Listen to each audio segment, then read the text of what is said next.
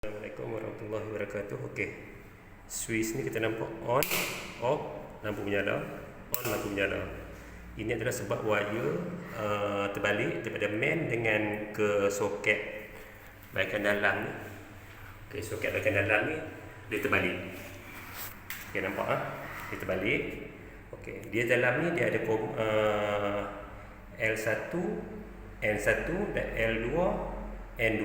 Jadi yang main tu sepatutnya L1, N1 dan L2 dan N2 tu dia akan pergi ke sini.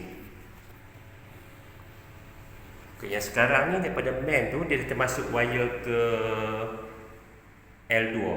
Daripada main L2 dan neutral tu L2. Sepatutnya dia L1 dengan N1.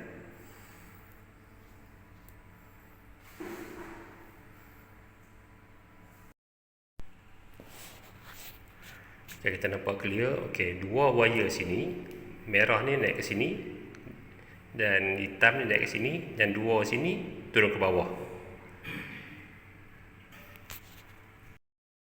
Okey, sekarang ni kita dah pusing wire tadi.